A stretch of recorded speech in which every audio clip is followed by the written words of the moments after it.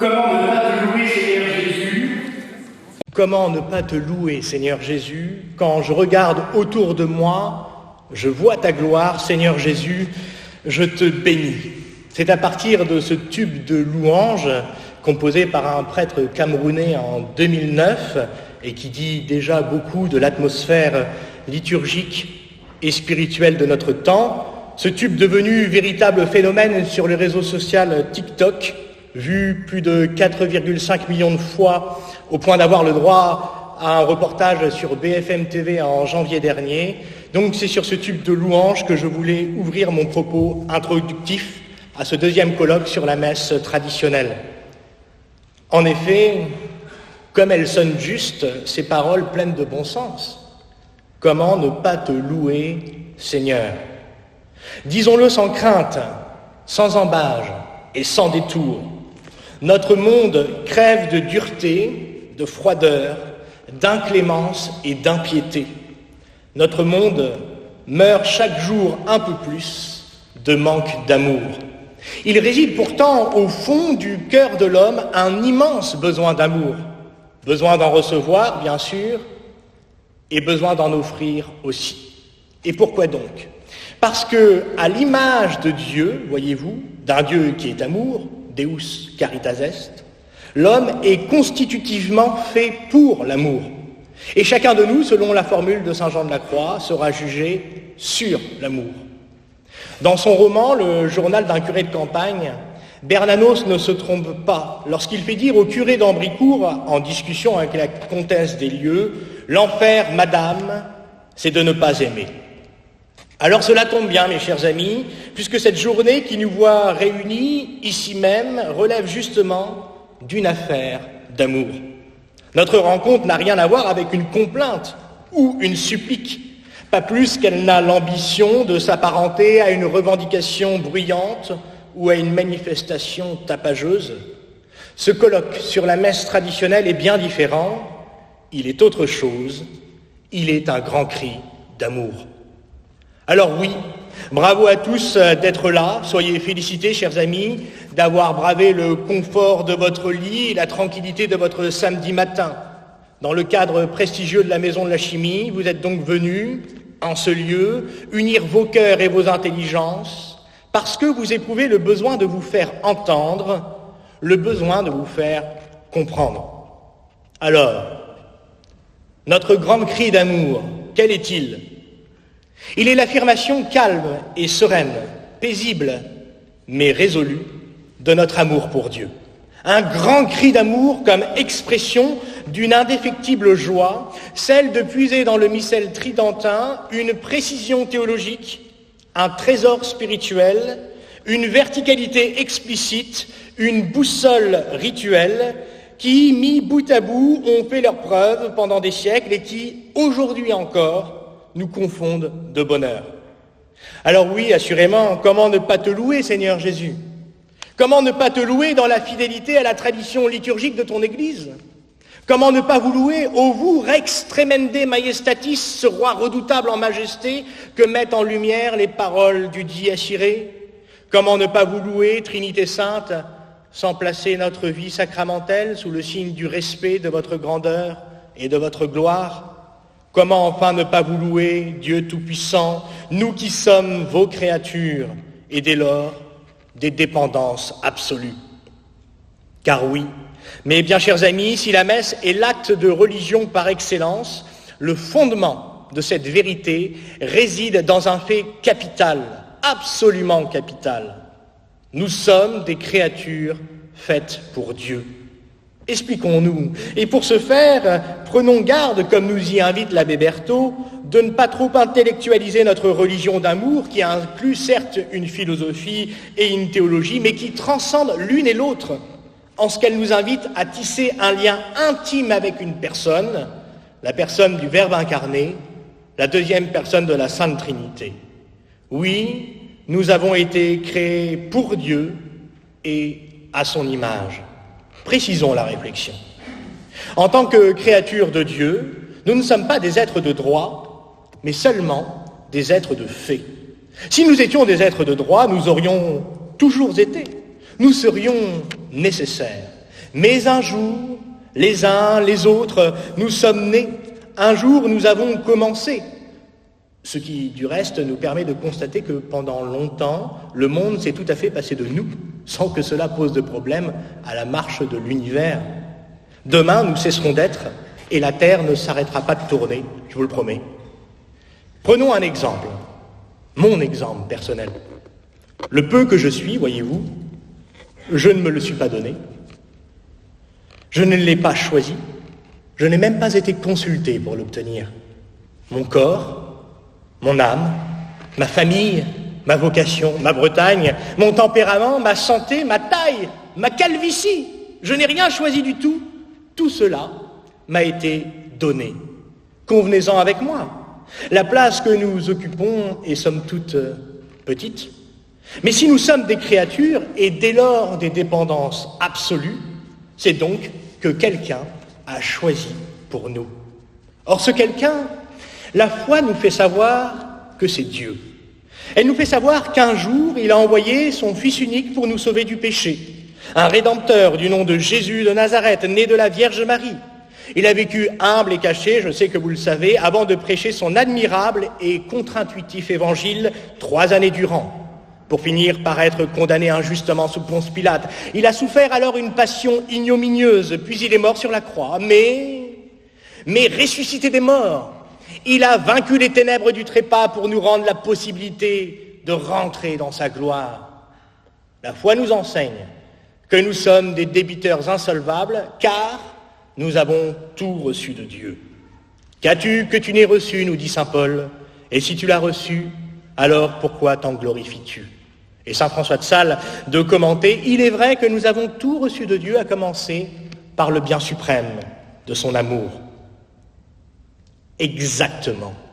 C'est exactement cela. Nous avons tout reçu de Dieu et rien dans sa sainte providence n'est le fruit d'une pensée hasardeuse.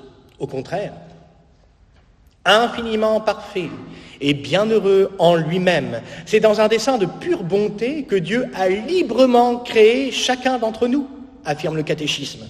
Tous, il nous invite à entrer de nous-mêmes, quoiqu'avec le soutien de sa grâce, dans son dessein d'amour.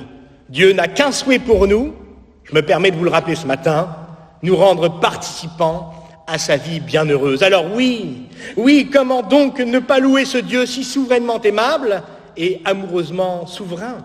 Oui, que rendrai-je au Seigneur pour tous ses bienfaits? Que rendrai-je? Ah, la belle affaire!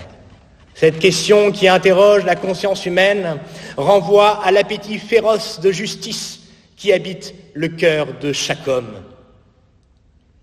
Chacun de nous, ici présent, pressent en lui combien la pratique de la justice rajoute de la douceur au monde, combien le juste appelle sur lui la bénédiction de Dieu.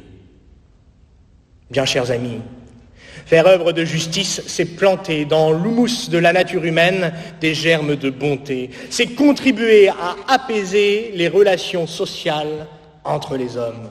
Par exemple, tenez, il est juste et bon que le père et la mère de famille soient respectés par leurs enfants et que les enfants soient aimés par leurs parents. Il est juste et bon que le boulanger reçoive de son client la somme de monnaie en échange du lourd pain blond qui sort de son four tel qu'il est décrit par Rimbaud dans son poème Les Effarés. Il est juste et bon encore que le bec des menteurs soit cloué, que le derrière des goujats soit botté, que les mains des voyous soient menottées et, rappelons-le avec clarté, il est juste et bon que l'erreur n'ait pas les mêmes droits que la vérité. De même, il est juste et bon que la splendeur d'un rivage nous bouleverse par sa beauté, que le sourire d'un enfant nous attendrisse par sa pureté et que l'entrain d'un Don Camillo nous enthousiasme par sa jovialité. Juste et bon que le goinfre souffre d'indigestion, que le marathonien goûte la consécration. Juste et bon que les marchands du temple soient expulsés et que le travailleur à la vigne du Seigneur soit récompensé. Justice et bonté, comme vous pouvez le constater, font bon ménage. Vere dignum et justum est. Il est vraiment juste et bon, parce que la justice est précisément la vertu par laquelle nous rendons à chacun ce qui lui est dû. Et liée à la vertu de justice, la vertu de religion partage avec sa grande sœur la nécessité de payer une véritable dette, mais cette fois-ci à Dieu lui-même. Que rendrai-je au Seigneur ? La vertu de religion, qui nous intéresse particulièrement dans ce rapide exposé, se distingue donc de la justice au sens strict, précisément en raison de l'impossibilité de rendre à égalité, par nos propres forces humaines, ce que l'on doit à Dieu. En effet, s'il peut y avoir en l'homme un amour naturel de Dieu créateur, auteur de la nature humaine, cet amour naturel ne saurait satisfaire la justice. Car pour ambitionner de rendre à Dieu ce qui lui est dû, encore faudrait-il effectivement aimer Dieu comme Dieu s'aime. L'aimer non point humainement, mais l'aimer divinement. En serions-nous seulement capables ? Que rendrai-je au Seigneur pour tous ses bienfaits ? Je prendrai le calice du salut et j'invoquerai le nom du Seigneur. Vere dignum et iustum est. Oui, il est vraiment juste et bon de te rendre gloire, Seigneur, en tout temps et en tout lieu. Il est vraiment juste et bon de prendre la coupe du salut, d'invoquer votre saint nom. Et pourquoi prendre la coupe ? Pourquoi invoquer le nom du Seigneur de façon rituelle ? Eh bien, mes chers amis, parce que Dieu a ajouté à l'amour qu'il a pour nous en tant que créateur, un amour de prédilection en tant que sanctificateur et rédempteur. Aussi, nous sommes appelés à l'aimer d'un amour surélevé, d'un amour qui corresponde à ce qu'il a fait pour nous en tant que créateur, mais aussi en tant que sanctificateur et rédempteur. C'est le sens de la coupe du salut. Que rendrai-je au Seigneur alors, sinon un culte d'amour et d'obéissance à son endroit ? Que peut rendre le cortège des baptisés au Seigneur ? Sinon, la réactualisation du sacrifice de son Fils unique, accompli par le prêtre lui-même au nom du Christ. Ce renouvellement produit alors les mêmes effets de grâce qu'au jour du Golgotha, mais sans son atroce manière sanglante. Ce sacrifice réactualisé lui rend justice et offre à Dieu un cadre inouï pour se donner aux âmes et pour que les âmes puissent se donner à lui. Prendre la coupe, invoquer le nom du Seigneur, satisfait pleinement l'auguste Trinité. Le saint sacrifice de la messe relie ainsi de façon éminente le ciel et la terre, le plancher des vaches et le balcon des élus. Comme le chante l'Ecclésiaste, le juste met son cœur à aller dès le matin auprès du Seigneur qui l'a fait, et il prie en présence du Très-Haut. La vertu de religion, on l'aura compris, incline l'homme à rendre le culte qui est dû à Dieu, notre Créateur, sanctificateur et rédempteur, parce qu'il est le principe suprême dont nous sommes issus et la fin à laquelle nous sommes appelés. Alors oui, il est juste et bon de dire et redire à l'envi combien la liturgie traditionnelle comble l'âme dans sa relation à Dieu. Et affirmons-le sereinement, il est injuste et impropre de pointer du doigt cette liturgie séculaire au point de laisser entendre qu'elle serait non seulement dépassée, mais pire encore, déclarée suspecte.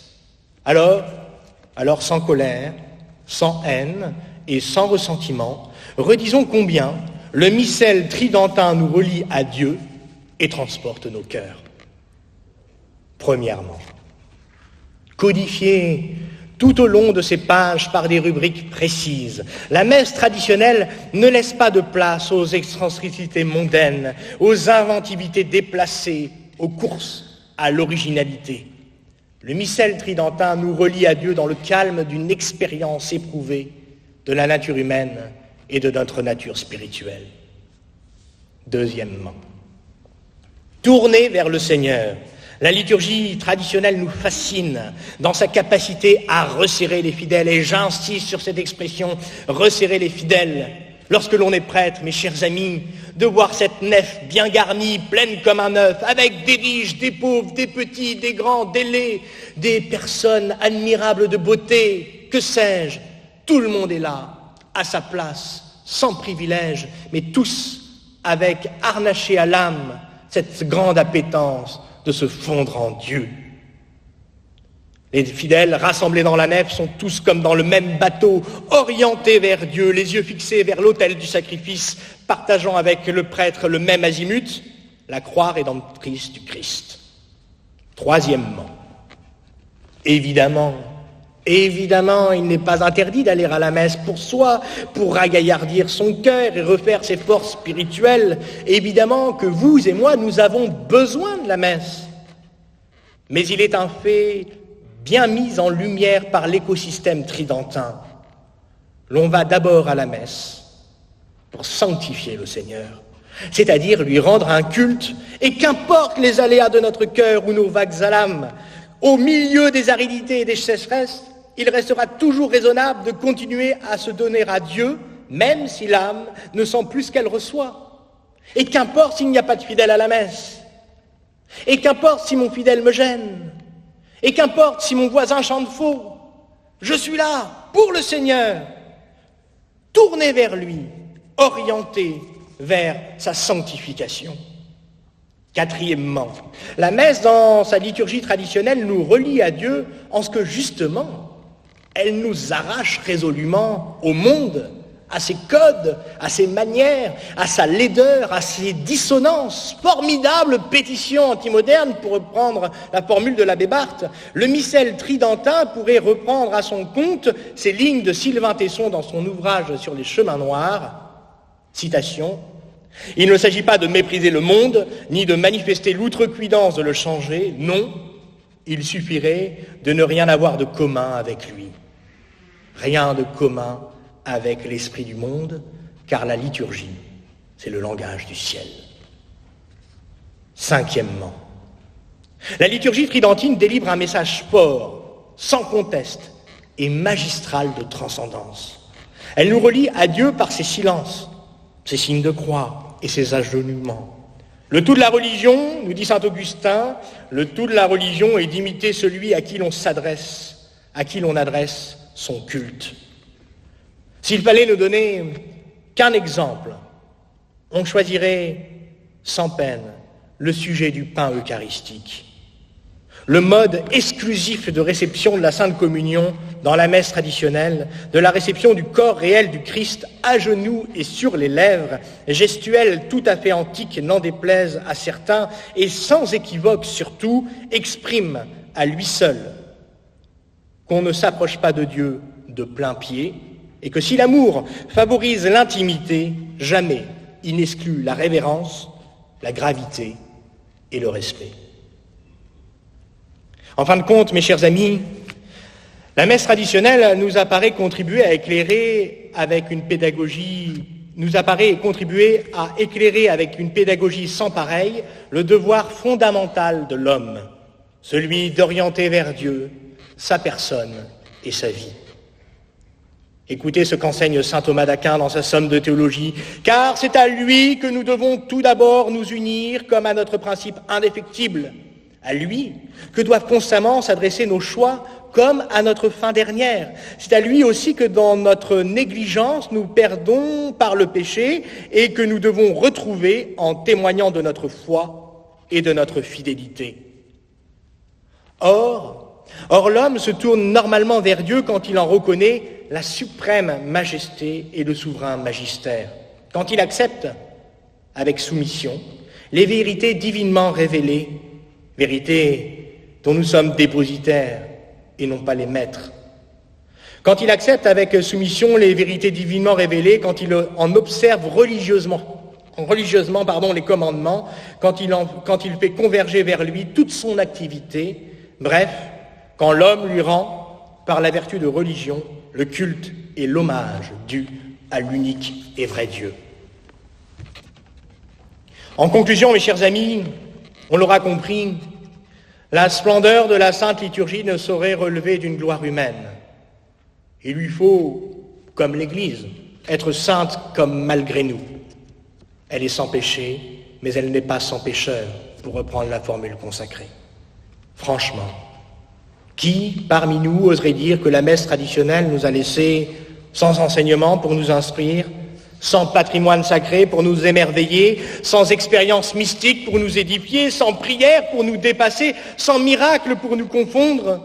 Manquerions-nous de textes sacrés, d'écrits patristiques, de recueils spirituels, d'encycliques charpentées pour y voir clair? J'aime, mes chers amis, le mot de Paul Claudel selon qui la fleur de l'illusion produit le fruit de la réalité. C'est là, je pense, une vraie consolation.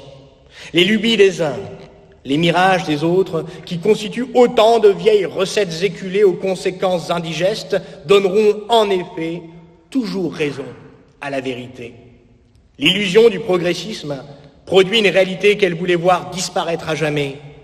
Le progressisme s'est illusionné à façonner une liturgie horizontale, pensant mettre au pas la liturgie ancienne.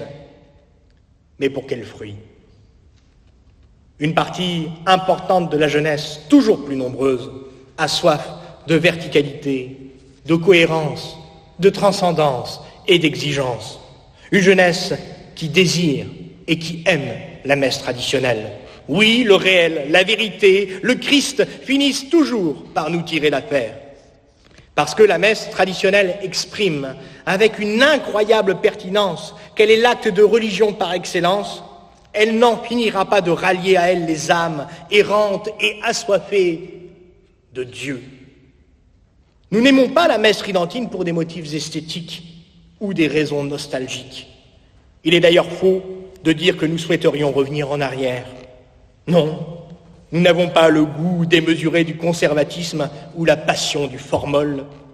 Nous ne disons même pas que, en toute chose, ce serait nécessaire et c'était mieux autrefois. Nous ne voulons pas revenir en arrière. Nous voulons simplement continuer comme avant. Continuer comme avant. C'est, il me semble, je crois bien, ce qu'on appelle la tradition. C'est cette dernière, la tradition, qui constitue le plus beau cadeau que l'Église nous offre. Un cadeau phénoménal, celui d'être en mesure de nous relier à Dieu dans le sillage des saints innombrables qui nous ont précédés. Je vous remercie.